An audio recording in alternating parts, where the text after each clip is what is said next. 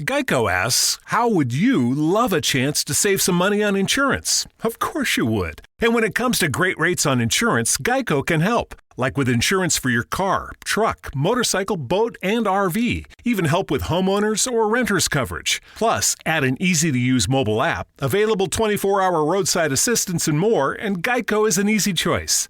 Switch today and see all the ways you could save. It's easy. Simply go to geico.com or contact your local agent today. Revived Thoughts is a production of Revive Studios.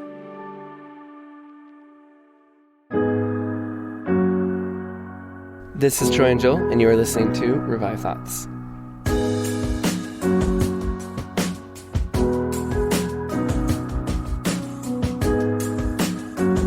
You shall either be changed in a moment, in the twinkling of an eye, or while moldering in the grave you shall hear the voice of the Son of God and come forth. Every episode we bring you a different voice from history and a sermon that they delivered. Today we're listening to a sermon from Samuel Davies. It was preached sometime in the 1750s. Troy, how's it going? Joel, it's been a very busy week. Hopefully you are doing as good as I am. Joel, we have done an episode on Samuel Davies before, but it has been it's been a while. If you have listened to that episode, that would probably mean you are either really dedicated to the catalog, which we have people who have messaged us who said, hey, I've listened to every single episode of Revive Thoughts, which is awesome.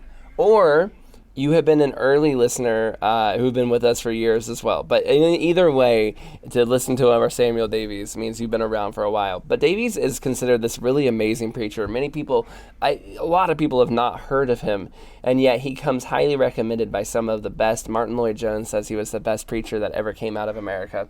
And in fact, before the American Civil War, he was the most widely read sermon preacher. He was like the Charles Spurgeon, where everyone was reading his sermons in both America and Britain. And it was only during the American Civil War, when his church got burnt down, that he wasn't no longer preaching at, but the church where he had preached, that had all of his stuff, basically lost it in the publishing, all that stuff went away, that he kind of got forgotten afterwards. Yeah, he was long dead when the Civil War came about, because he didn't live a long life. He only lived to the age of 37.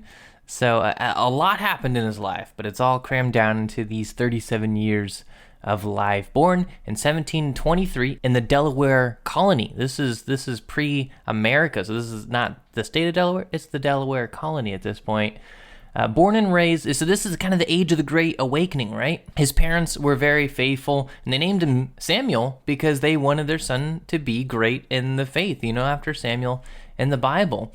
Davies was a passionate man, but his life originally didn't look like it would be anything special. He went to school, he got a license to preach, and it turned out he had a real passion for preaching, and he actually became the first non-Anglican preacher in Virginia. Because he was the first, he ended up carrying a lot of church duties in that early colony of Virginia.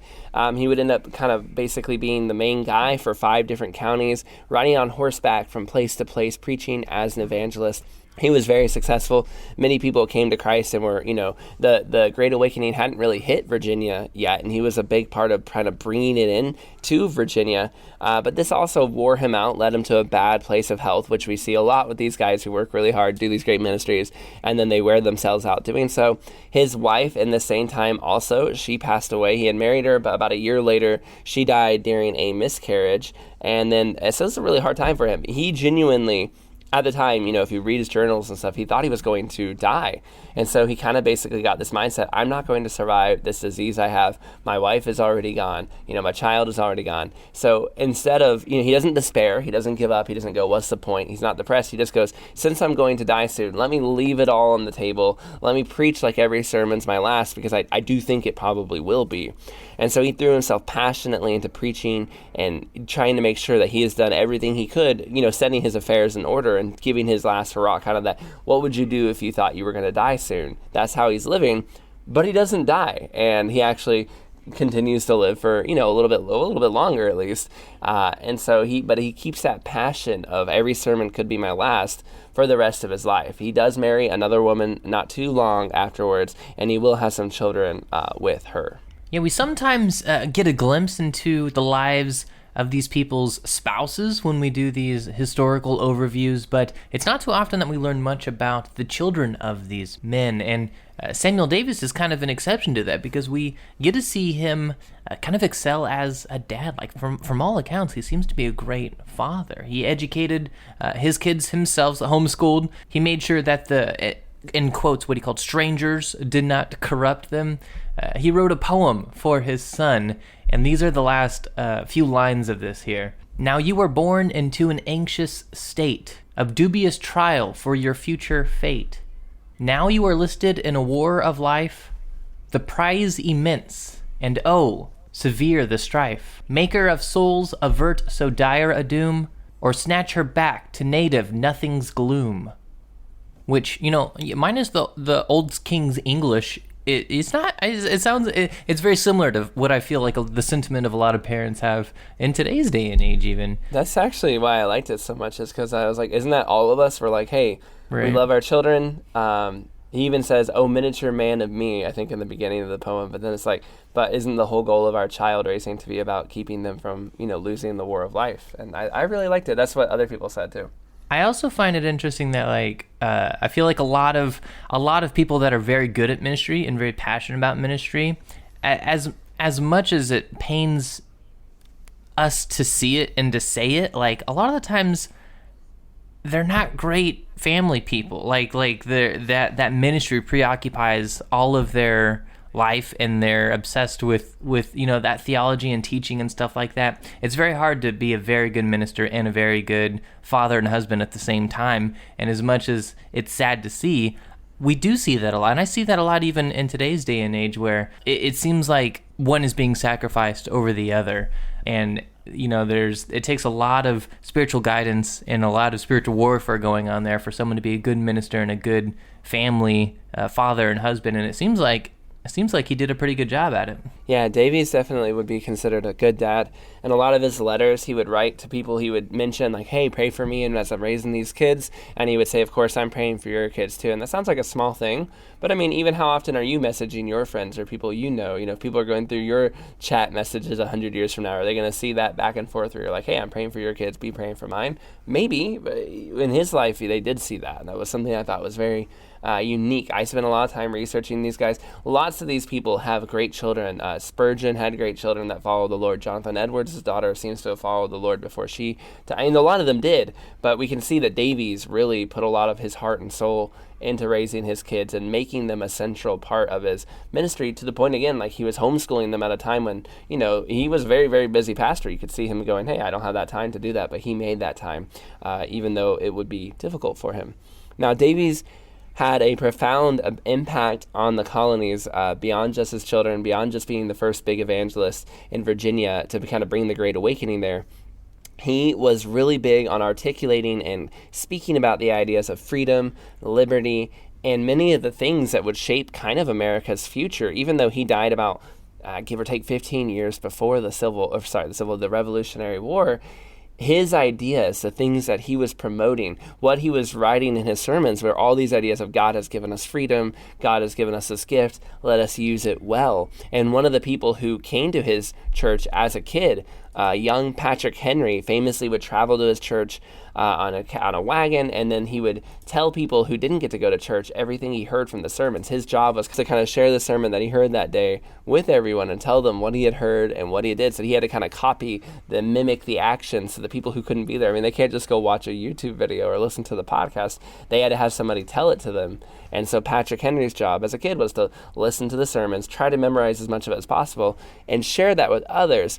Patrick Henry, who, if you do not know, is famous for the lines, "Give me liberty or give me death," was a huge part of the American Revolution. But he was not an educated person. In fact, many people believe he was illiterate. But despite that, despite never getting a formal education, he didn't go to college, he was a very eloquent speaker, a very good speaker. He was able to give great speeches and give these dramatic lines like, "Give me liberty," and then he grabbed his heart and said, "Or give me death," capturing all these people's attentions. He was this great motivator for the American Revolution. But if you ask Patrick Henry, who was the greatest speaker you ever saw? He saw Benjamin Franklin, he saw George Washington, he saw all these people give speeches.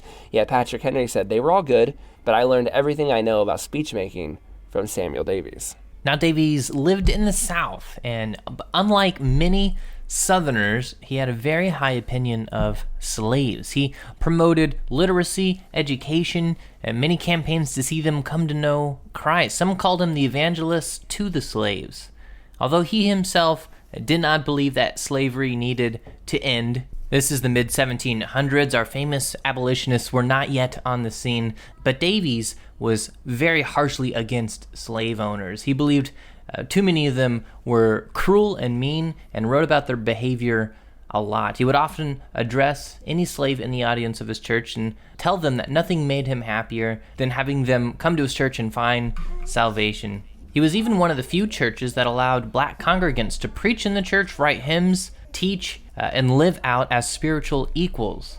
In his quest to educate all, they had lots of books and materials, Bibles shipped in from London as educational material to teach everyone how to read. And by the time he died, there were over 1,000 African Americans involved in ministry there. And this is in Virginia, in the South. So it was very unique. After the unexpected death of Jonathan Edwards, only about 6 weeks into his time at Princeton as the college head, if you have listened to our episodes on Jonathan Edwards, you know that his tenure as the head of Princeton was very, very short.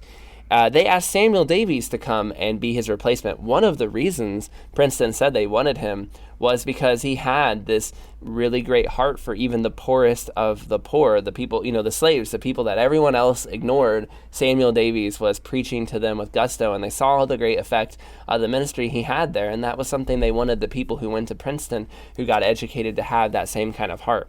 But being at Princeton was completely different. I mean, he went from teaching the people that no one cared about, the lowest of the lows, the societal lower caste, whatever, to the richest of the rich, the elites, the people that were going to Princeton, the ones that would be the preachers, the businessmen, and the leaders. And yet he kept that same passion and that same heart, and he passionately, went after the people and said, like, you are, basically, you're the rich people. Don't forget these people on the bottom. Don't treat them poorly, but say, continue to be what you're supposed to be. And Davies is a really humble guy, by the way. When they invited him to be the head of the Princeton College, he actually said, I don't think I'm the good enough guy for the job. He put forward another guy, Samuel Finley. He's like, he's a great evangelist. I think you really want this guy. He's better than me. But they were like, no, we want you, Samuel Davies. He was there only for 2 years before he himself passed away at the age of 37, pretty unexpectedly. In fact, his last sermon he preached, I think it was his last one, was a New Year's sermon where he quoted from Jeremiah, and talked about how he didn't know if he would even survive to the end of the year. Death comes for us all. We might, live every moment like it's your last, because it really might be. And within a month of preaching that sermon, probably his last sermon, he did die. So, I mean, imagine that image of your head of the college or whatever saying you have to live really like you might die. This could be your last sermon. And then he dies. That was his last sermon. You go, oh, wow. Like, okay, that's going to stick with you for a long time. That must have been pretty terrifying. He was quite well loved, and when he died, it was quite sad. And again, for many, many years, for about 100 years after his death, his sermons were the most popular sermons in the entire world. Coming out of America, everyone was reading them, and it was only when they got burnt down during the Civil War did he kind of get thrown into the forgotten category of history. Geico asks, how would you love a chance to save some money on insurance? Of course you would. And when it comes to great rates on insurance, Geico can help. Like with insurance for your car, truck, motorcycle, boat, and RV. Even help with homeowners or renters coverage. Plus, add an easy-to-use mobile app, available 24-hour roadside assistance, and more, and Geico is an easy choice. Switch today and see all the ways you could save. It's easy. Simply go to geico.com or contact your local agent today. Now you get the opportunity to listen to his sermon, The Resurrection of Damnation. This sermon was very direct and to the point, like all of Davies' sermons. And we have, this guy is a gentleman who reads these sermons, who reads a lot of sermons himself. We'll talk a little bit more about him on the end of the episode, but he enjoys putting a little bit of music into his sermons. Very different for us at Revive Thoughts to have a little bit of kind of music. So we hope you enjoy that. It's different. Hopefully you don't find it too distracting, but his sermons are a little bit different. He reads many sermons like we do at Revive Thoughts, and so we wanted to use this great sermon by him from Samuel Davies.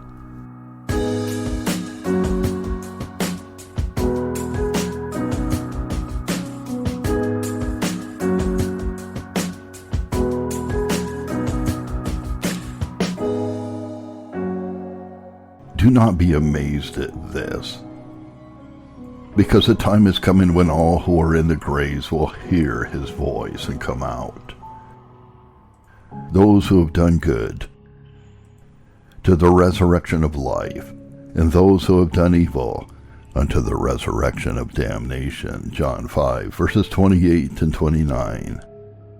Then the king will say to those on his right, Come, you who are blessed by my Father, take your inheritance, the kingdom prepared for you since the creation of the world. See, a glorious multitude which none can number, openly acquitted, pronounced blessed, and welcomed into the kingdom prepared for them from the foundation of the world.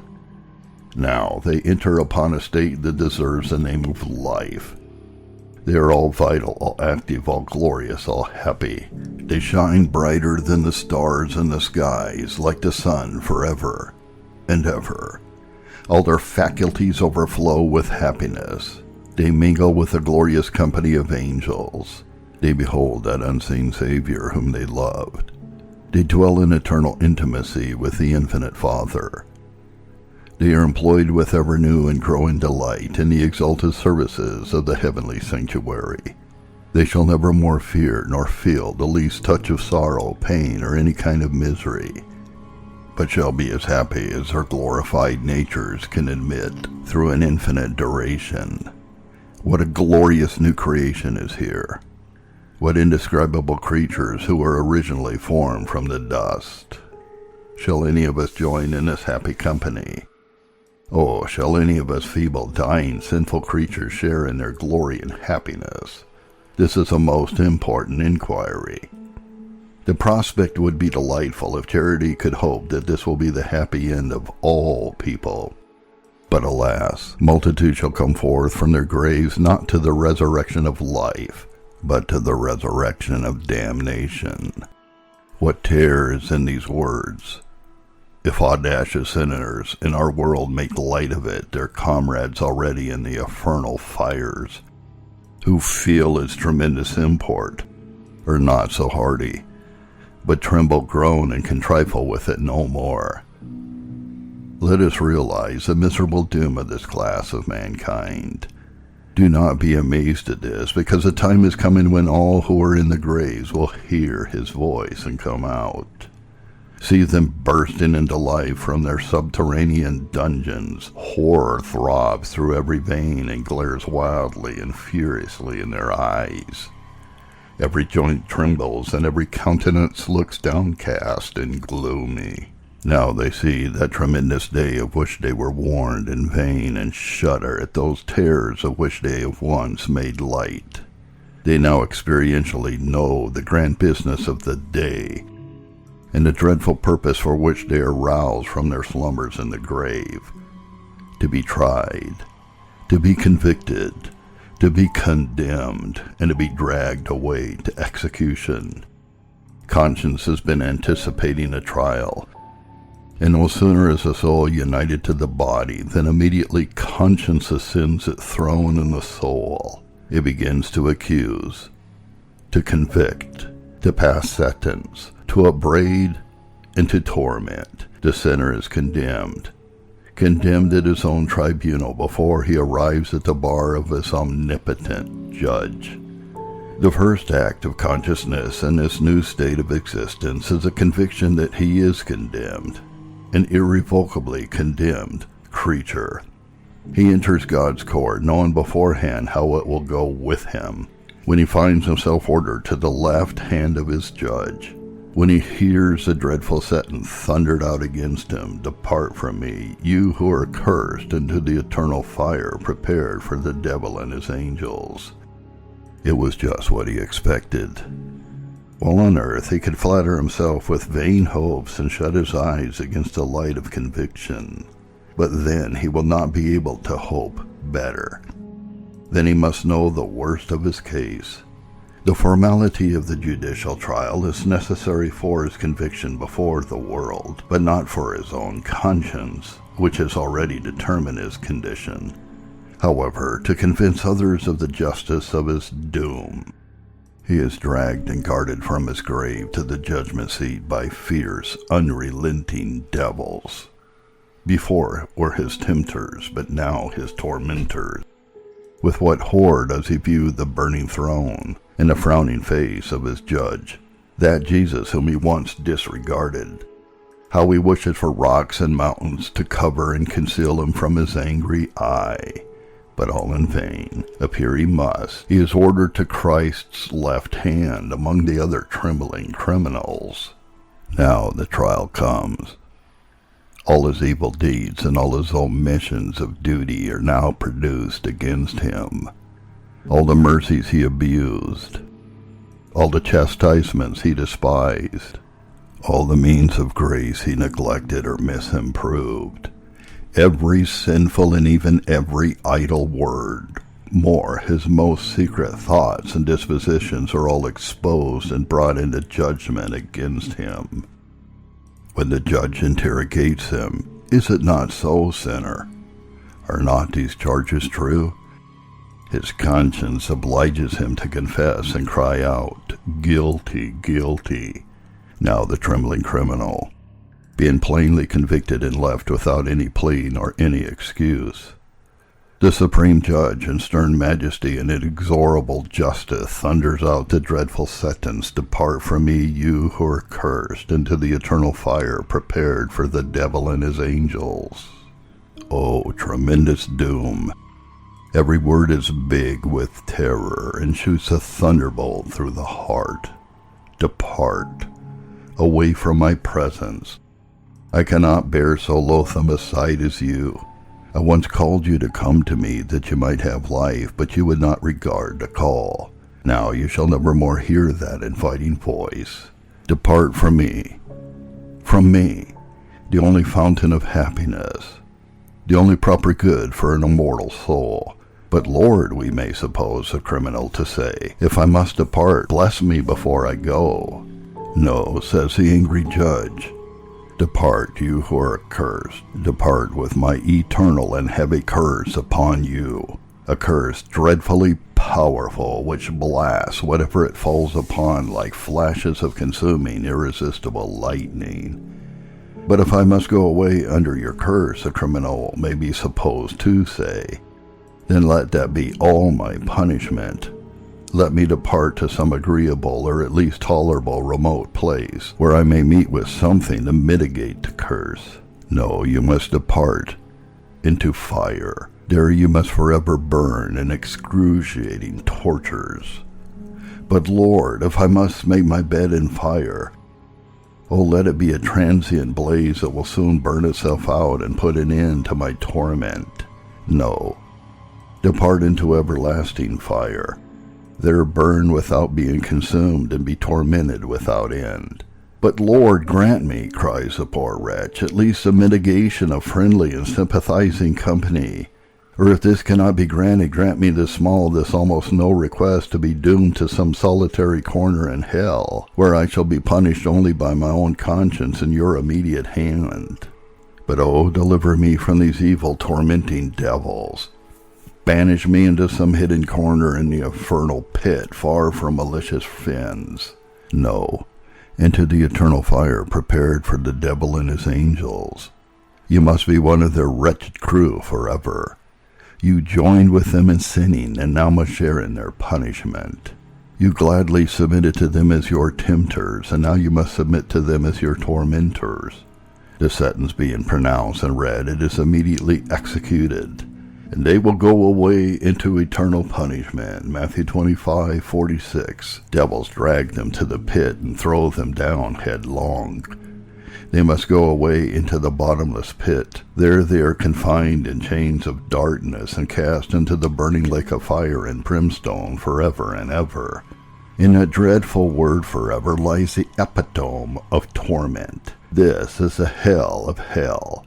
If they might be but released from suffering, though it were by annihilation, after they have wept away 10,000 millions of ages in extremity of pain, it would be some mitigation, some encouragement.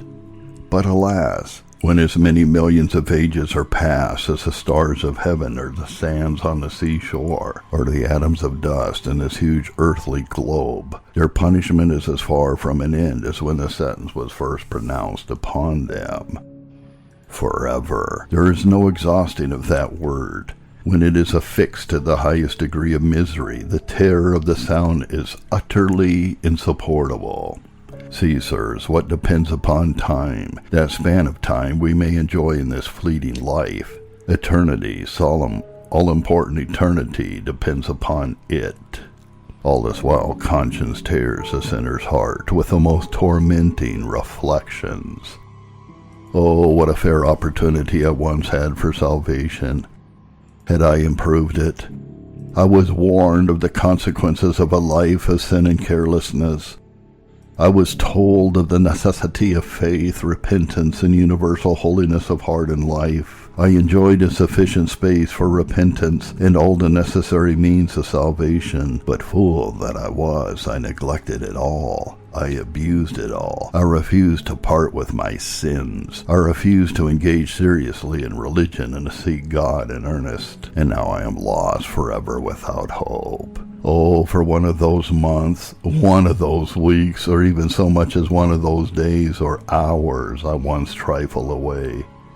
With what earnestness, with what solicitude would I improve it? But all my opportunities are past, beyond recovery, and not a moment shall be given me for this purpose any more.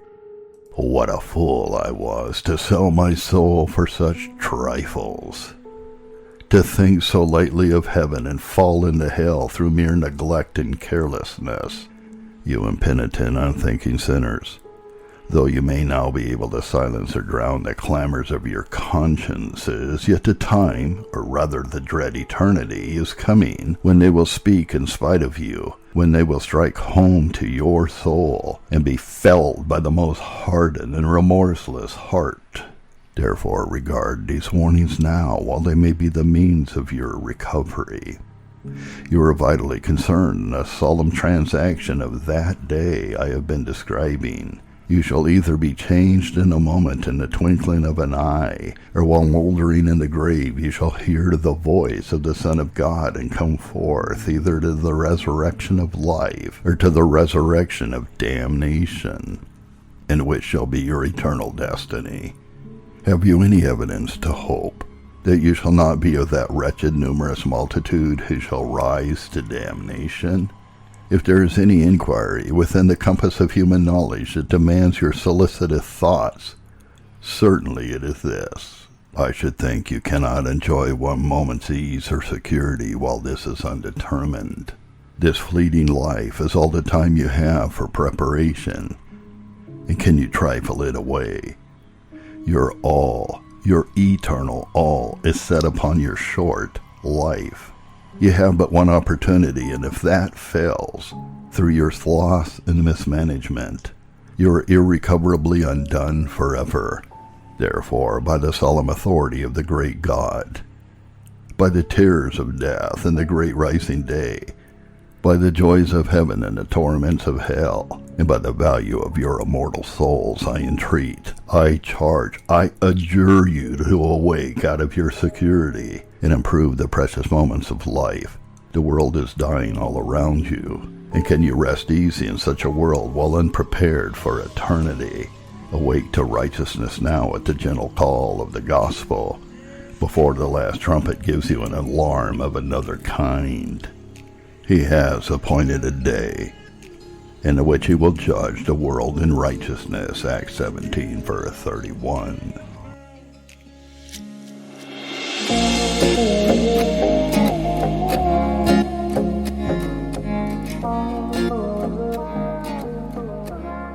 Thank you for listening to today's episode of Revived Thoughts. Today's sermon was narrated by Tom M. Sullivan. Tom has been a narrator on Revived Thoughts in the past, and he has lots of sermons from church history as well. You can find them on the Sermon Audio website and search for Tom M. Sullivan as the narrator there. He's got lots of great sermons. Go check him out. If you enjoyed this episode, go check out some previous episodes of Revived Thoughts. We always have new listeners coming on, and people love to subscribe to a show and just listen to the latest episodes, but we have been doing this for almost 3 years now. We have a former episode on Samuel Davies, which is really good, but we also have not hundreds, but well over 100 sermons you can go check out. Go listen to some of those ones if you like. This time of the Great Awakening, I encourage you to go check out Jonathan Edwards, Samuel Rutherford, who was a revolutionary preacher, very early episode we did, and George Whitefield, John Wesley. We have all of them. Go listen to some of those gentlemen. Also, if you're looking for more content, go make sure you are subscribed to all the shows at Revive Studios. Make sure you're subscribed to our newest show, Forgotten Hollywood, with Chris Wineland, who just put out his 3rd episode this week. It's very good. Make sure you go listen to it, The Power of a Joke. Make sure you're subscribed to Martyrs and Missionaries. You're listening to all the episodes that Elise has put out. She is working on her next one right now. And make sure you're subscribed to Revive Devos, putting out every single day great devotional content, 2 to 3 minutes long, so that you always have something you can be listening to and being edified from us here at Revive Studios. This is Troy and Joel, and you're listening to Revive Thoughts.